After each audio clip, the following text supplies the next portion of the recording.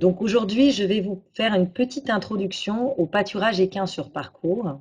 Donc cette conférence vient introduire une petite série de conférences qui sont issues d'un projet qui s'appelle Diffuse Équiparcours, voilà, qui fait partie des ressources que je vais utiliser. Donc en fait, cette conférence, elle est basée sur quand même pas mal de travaux de recherche, certains travaux qui sont publiés et qui n'ont pas été réalisés dans le cadre voilà, des structures auxquelles j'appartiens. Et je vous propose notamment quelques articles clés, donc ici sur la diapositive. Et puis aussi, les sources que j'utilise viennent de deux projets. Un projet un peu ancien qui a eu cours entre 2011 et 2013-2014 sur le pastoralisme équin en Languedoc-Roussillon, qui était cofinancé par le Fonds Éperon et par Montpellier Supagro, qui aujourd'hui s'appelle l'Institut Agro Montpellier.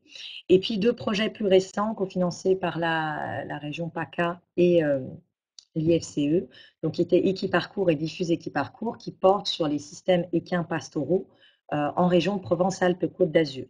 Et comme vous pouvez le voir, il y a pas mal de partenaires dans chacun de ces projets. Et ce que je vais vous présenter relève parfois de travaux réalisés par d'autres partenaires que l'Institut Agro Montpellier. Alors, le pâturage équin, je vais vous proposer de l'aborder aujourd'hui sous trois angles, on va dire trois questions. Déjà, les parcours. Qu'est-ce que c'est que ces pâtures-là? Et si je pose la question, si c'est des pâtures comme les autres, c'est que bien évidemment, la réponse est que ce n'est pas tout à fait des pâtures comme les autres. Alors, si on met des équins sur parcours, est-ce que c'est une bonne idée? Pourquoi? Est-ce que c'est un milieu qui correspond bien aux chevaux? Et puis, une fois qu'on les y a mis, ma foi, comment fait-on pour gérer au mieux le pâturage sur parcours? Alors, tout d'abord, les parcours. Alors, pour vous parler des parcours, je vais commencer par vous parler des prairies. Parce que les prairies, on a une image assez claire et les parcours, c'est extrêmement diversifié. Alors, les prairies, c'est ce qu'on a l'habitude de visualiser quand on pense pâturage. Donc, en fait, ce sont des végétations essentiellement herbacées, visuellement homogènes, même si elles peuvent contenir une grande diversité d'espèces. Et on trouve ces prairies dans des conditions relativement favorables. En général, la topographie est relativement plane. En tout cas, on a une certaine profondeur de sol, un sol voilà, drainé. Et dans ces conditions-là, on arrive à avoir une belle densité d'herbe et une herbe qui va pousser, alors plus ou moins vite, mais quand même globalement régulièrement dans l'année. Et du coup, on peut avoir ce paysage avec de l'herbe verte quasiment toute l'année et de longues saisons de pâturage où on offre aux animaux qui pâturent une herbe verte feuillue. Dans ces conditions-là, on a des modes de gestion du pâturage qui sont très bien calés, en général avec une conduite en rotation, donc où on réalise des parcs avec des clôtures fixes ou mobiles, et on fait tourner les animaux d'un parc à l'autre de manière à leur proposer régulièrement une herbe fraîche, verte, et à maintenir comme ça une repousse jeune. Alors ça, c'est la situation la mieux connue, la mieux documentée, dans laquelle en fait, on a tout un tas de références sur la qualité de l'herbe, la croissance de l'herbe, et on peut en fait savoir, même si les animaux sont au pâturage, en gros, combien ils vont manger et quelle va être la qualité de ce qu'ils vont manger. Alors sur parcours, c'est tout à fait différent, parce qu'en fait, les parcours, je vais vous les définir plutôt par opposition aux prairies. Donc ça va être des végétations hétérogènes qu'on va retrouver dans des conditions moins favorables. Moins favorables parce que forte pente, parce que très peu de sol, parce que beaucoup de cailloux, rochers affleurants, ou parce que excès d'humidité aussi. Donc dans ces conditions très variées, on ne va pas avoir une pousse de l'herbe répartie sur l'année. On va avoir des courtes saisons favorables et des saisons plus ou moins longues défavorables parce que sécheresse, parce que excès de froid ou parfois excès.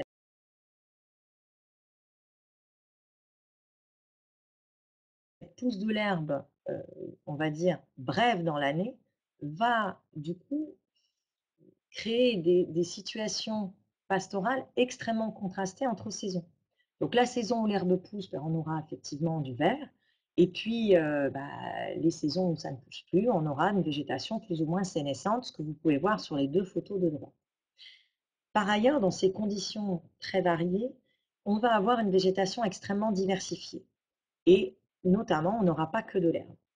On aura aussi des buissons et des arbres et on aura une grande diversité d'espèces et dans ces espèces, en fait, tout ne sera pas forcément consommable par les animaux, soit parce que pas forcément accessible verticalement et horizontalement, quand on a un massif très dense de buissons épineux, seule la périphérie est accessible. Quand on a des arbres, seules les branches basses vont être accessibles.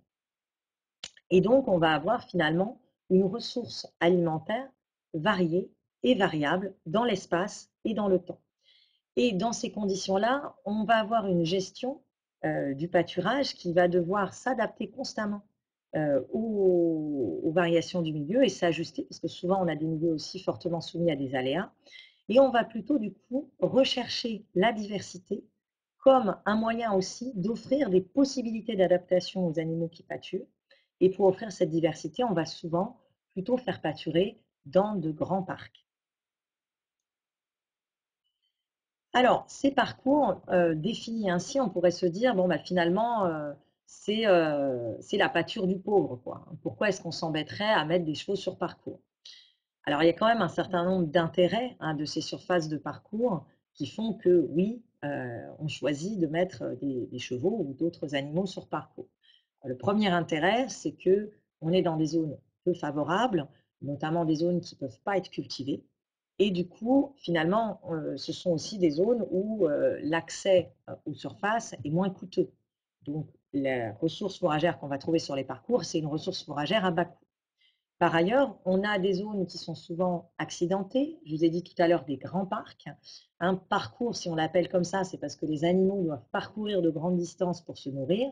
Et du coup, en fait, des chevaux qui pâturent sur parcours, ben, assez naturellement, ils vont parcourir entre 4 et 10-15 km par jour, avec voilà, parfois de la pente. Et donc, en fait, ça constitue un exercice naturel qui va contribuer à développer aussi des aptitudes athlétiques. Et ça, c'est recherché en particulier pour les chevaux d'endurance. Après, on a aussi un espace varié, variable, avec une visibilité qui n'est pas toujours énorme, avec une présence de faune sauvage, avec voilà, tout un tas de petits événements potentiellement perturbateurs auxquels les animaux vont s'habituer. Et donc, paradoxalement, on va avoir des animaux qui, dans un milieu plein de contraintes et d'aléas, vont développer un mental beaucoup plus stable. Alors, pour les chevaux, après, stricto sensus par rapport à leur vie, à leur bien-être, on a un espace quand même assez riche et diversifié, et on va revenir dessus tout à l'heure, qui contient pas que des ressources alimentaires. Dans cet espace riche et diversifié, c'est aussi du coup des espaces et des endroits différents où s'abriter, où s'alimenter, où se retrouver. Et donc, on peut adapter le comportement. On peut se mettre à l'ombre, voilà. Et une diversité d'aliments, parce que tous les individus n'ont pas forcément exactement les mêmes besoins, n'ont pas non plus les mêmes goûts. Et donc, dans la diversité, chacun va pouvoir trouver ce qu'il lui faut. Et la conduite sur parcours, en général, est réalisée avec de grands parcs, mais aussi des groupes comportant plusieurs animaux, parfois des jeunes et des moins jeunes, etc. Et cette vie de groupe fait partie aussi de quelque chose de naturel pour le cheval. Alors après, même si les parcours ont des intérêts, il y a quand même un certain nombre de craintes et difficultés associées au parcours. Alors pour les chevaux, c'est de l'ordre de l'adaptation. Et les principales craintes en général viennent plutôt des détenteurs d'équidés. Et ces détenteurs d'équidés, de quoi ils peuvent s'inquiéter? Par exemple, notamment, là vous voyez sur la photo, on n'a quand même pas grand-chose à manger sur la strate herbacée. Donc la première inquiétude, c'est est-ce que mes chevaux vont avoir assez à manger? Puisqu'en plus, la diversité des parcours fait qu'on a quand même peu de références et l'hétérogénéité des parcours, le fait que tout ne soit pas mangeable, qu'on ne peut pas visualiser en fait la ressource présente, fait aussi qu'il est extrêmement compliqué d'estimer la quantité et la qualité de ce que les animaux sont en train de consommer à un moment donné sur parcours. Donc cette question de l'alimentation, il faut avoir confiance et puis il faut se donner des indicateurs, on en verra quelques-uns tout à l'heure. Alors l'autre crainte, ce sont les risques de blessures. Les risques également d'ensauvagement du cheval, de difficultés de manipulation, ou de chevaux qui deviendraient très réactifs. Et pour ces 2 points-là, il y a une conférence par la suite qui abordera le bien-être des chevaux sur parcours et qui apportera des réponses. Et vous verrez qu'en fait, c'est pas si problématique que ça, les parcours, bien au contraire. Et l'autre difficulté des détenteurs d'équidés, c'est souvent une méconnaissance des parcours, de qu'est-ce qui fait ressources alimentaires sur parcours et de comment on peut gérer le pâturage sur parcours. Alors après, il peut y avoir d'autres difficultés. Je vous ai dit tout à l'heure, c'est des espaces a priori, c'est des surfaces qui sont moins valorisées économiquement que les prairies parce que c'est des surfaces non cultivables, donc on peut y trouver un accès à bas coût. Mais souvent, ce sont quand même des surfaces qui sont avant tout pâturées par des ruminants. Et les détenteurs, les propriétaires de des surfaces peuvent avoir parfois des a priori négatifs vis-à-vis des équins, hein, parce qu'on voit des équins sur paddock qui ont beaucoup dégradé le sol. Et puis les équins, ça casse aussi les ligneux. Et l'autre chose, c'est que ces surfaces, souvent, elles sont plutôt on y a accès par un accord oral, voilà, en mode informel, ce qui donne du coup un accès précaire et qui rend plus compliqué la réalisation d'aménagements pour amener de l'eau, pour mettre des clôtures, etc. Alors, si on dépasse ces craintes et ces difficultés et qu'on met du coup effectivement des équins sur parcours, qu'est-ce qui se passe? Est-ce que c'est une bonne idée? Alors, les chevaux, à la base, leurs aptitudes morphologiques, biologiques, physiologiques sont plutôt favorables finalement à un pâturage sur parcours. Alors ce qu'il faut savoir, c'est qu'on a souvent tendance à complémenter les animaux, mais la complémentation, elle n'est pas du tout systématiquement nécessaire.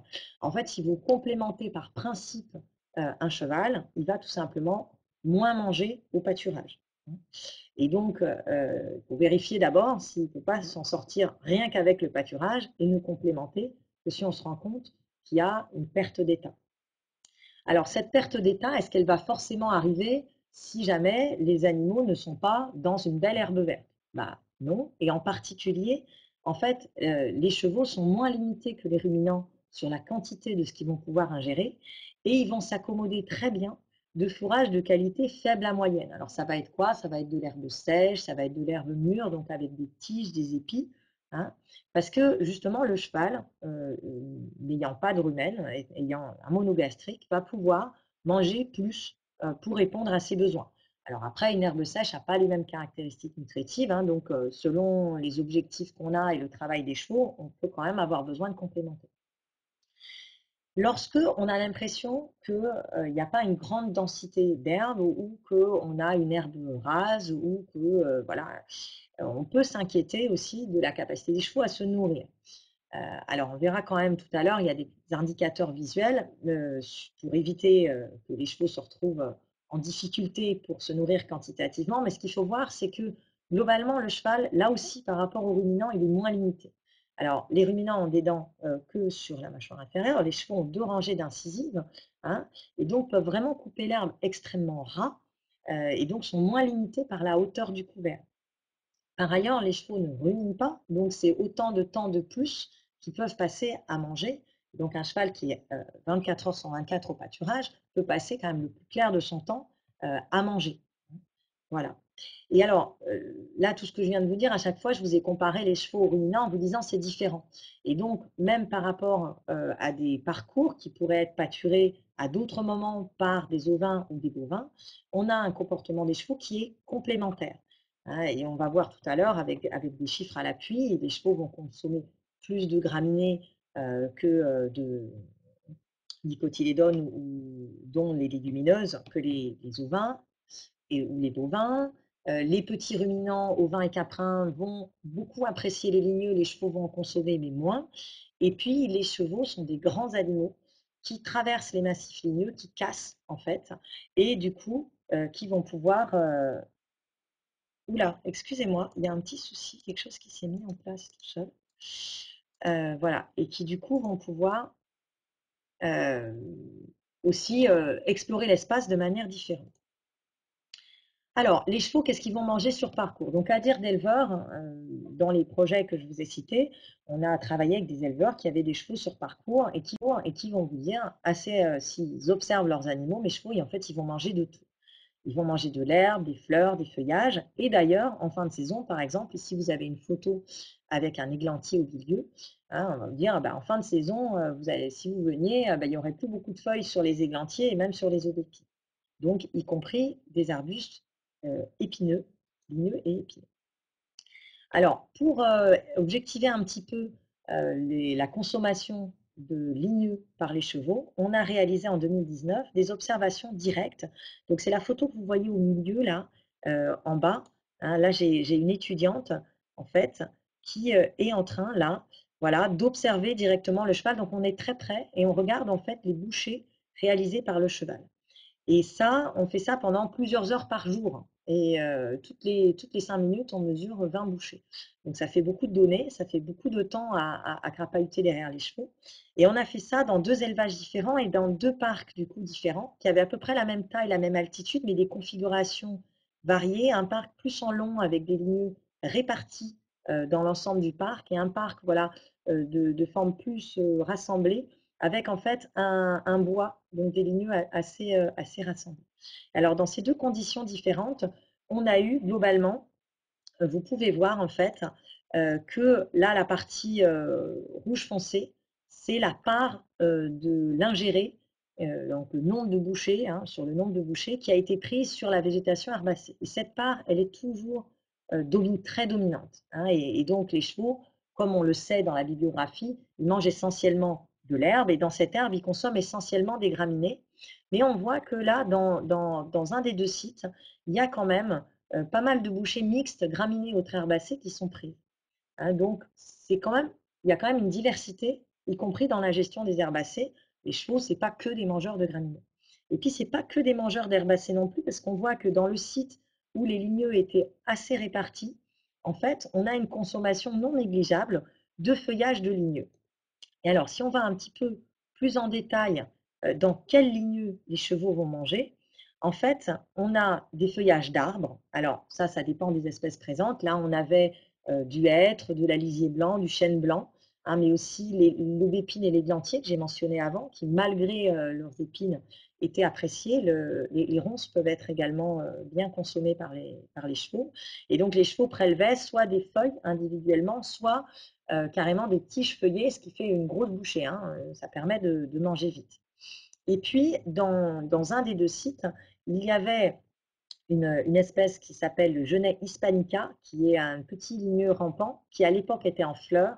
Et alors les chevaux raffolaient de ces fleurs et en fait réussissaient, alors c'est un petit ligneux épineux, ils réussissaient, certains individus très très bien, à n'attraper que les fleurs et donc se délectaient hein, entre les repas, en fait, hein, comme nous on sucerait des bonbons, eux, ils mangeaient ces fleurs-là. Alors la consommation des ligneux, à la fois quelles espèces de ligneux, quelles parties de plantes et la proportion de ces ligneux dans l'ingéré, elle va dépendre beaucoup en fait de ce qu'il y a d'autre à manger, hein, des espèces de ligneux déjà, et puis de ce qu'il y a d'autre à manger sur le parc. Et dans le site où au printemps on a observé une faible consommation de ligneux, et c'est là où, malgré tout, en fin d'été, hein, les aubépines et les églantiers étaient très bien mangés.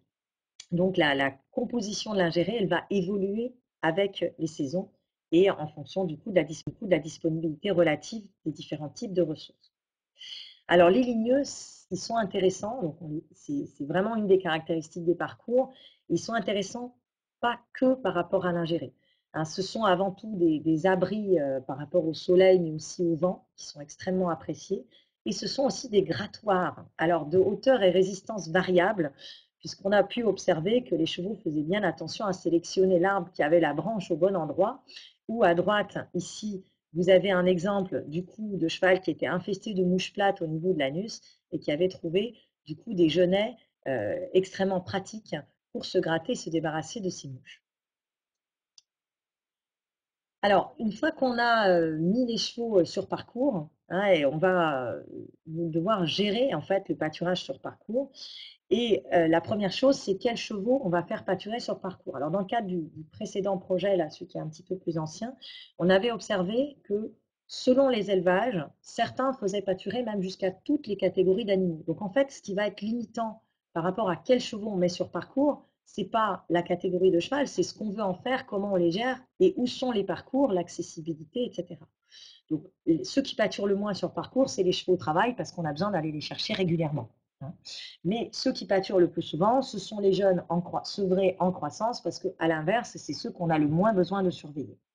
Les poulinières suitées et les chevaux retraités peuvent pâturer sur parcours, souvent plutôt dans des zones plus accessibles, moins accidentées. Donc ça dépend en fait de ce qu'on a à disposition et aussi du trajet qu'on accepte de faire pour aller surveiller ces animaux. Autre élément important, comment est-ce qu'on sait si les animaux ont assez à manger sur parcours? Alors côté végétation, ce qui va être important, c'est de regarder la diversité. Et dans cette diversité, c'est la diversité des espèces, la diversité aussi, est-ce qu'on a du vert, du sec, etc. Et on peut s'intéresser en particulier à la présence de zones où les animaux peuvent faire des grosses bouchées. Donc ça veut dire des grosses touffes d'herbe, mais ça veut dire, on a vu aussi, des ligneux avec des feuillages accessibles où les chevaux vont pouvoir manger vite. Ça, c'est intéressant pour se remplir quand on a faim. Et l'autre chose côté animaux, c'est qu'en fait, là, vous voyez un jeune poulain qui est en train tranquillement de manger des feuillages de ligneux, du genêt hispanique, etc. Lui, il a grandi sur parcours, donc il sait pâturer sur parcours. Et donc, ce qui est très important au niveau animal, c'est d'habituer les animaux à pâturer sur parcours et de mettre éventuellement des jeunes avec des animaux expérimentés pour qu'ils puissent apprendre. Et puis, une fois qu'on a mis des chevaux sur parcours, il faut suivre le pâturage et en particulier le comportement des animaux. Il y a des éleveurs qui vont vous dire, selon la manière dont mon cheval mâche, je sais s'il a bien mangé. Alors, plus prosaïquement, on peut suivre tout simplement l'état corporel des animaux ou l'agitation des animaux. Et puis, on peut suivre l'état de l'herbe. Et donc là, vous avez, je vais aller vite parce que le temps passe, une grille en fait qui est proposée par le SERPAM, qui est le service pastoral de la région PACA, qui vous permet, à partir d'une observation de l'état de la strate herbacée, de savoir où vous en êtes avec le pâturage. Donc là, il s'agit de choisir intelligemment des zones d'observation. L'entrée de parc, ce n'est pas le meilleur endroit. Ce qu'il faut, c'est aller dans des zones où les chevaux vont régulièrement pâturer. Et là, alors, si on est au niveau 1, c'est que ça a à peine été pâturé, clairement. Il y a encore pas mal de choses qui restent à manger. Et puis, le cheval est un animal assez agressif à cause de sa capacité à pâturer très, très ras. Et le risque, si on le laisse pâturer très, très ras, c'est qu'en fait, il épuise la végétation et on se retrouve avec du sol nu, quoi. Et donc, pour éviter ça, on va commencer à faire attention à partir du moment où on voit qu'il y a une majorité ici du couvert qui a été pâturé. Et on va éviter de faire pâturer très très ras partout, parce que là, on a un risque de surpâturage important. Et en fait, ce qu'il faut voir pour le surpâturage, c'est que quand on a des très grands parcs et qu'on laisse les chevaux très longtemps sur un très grand parc, on peut cumuler sur le même parc des zones surpâturées qui vont être dégradées par sol nu, espèces nanifiées, etc. Et des zones sous-pâturées où les chevaux n'iront pas, où seront peu allés, et où on va avoir une fermeture par embroussaillement. Donc c'est important, certes, d'avoir des grands parcs, mais quand même des parcs pas trop grands, de manière à favoriser une exploration complète du milieu. Alors, je vais m'arrêter là. Les points clés à retenir, c'est que du coup, certes, les parcours sont des pâtures hétérogènes et complexes, mais ce sont quand même des espaces de pâturage intéressants, à la fois pour les chevaux et pour les détenteurs d'équins. Que dans ces parcours, ce qui est stratégique, c'est la diversité. Et les ligneux font partie de la diversité intéressante. Et toute cette diversité, elle est favorable au bien-être des chevaux. Et par contre, effectivement, quand on met des chevaux sur parcours, il faut être attentif. Attentif à ce qu'ils aient la possibilité d'apprendre à utiliser ces milieux hétérogènes, attentif à suivre leur état et leur comportement, et à suivre aussi les états de végétation. Donc là-dessus, il ne faut pas hésiter à se faire accompagner. Voilà. Et donc, je terminerai sur une documentation technique qui est disponible en ligne, que vous pouvez retrouver librement, et les conférences qui vont suivre.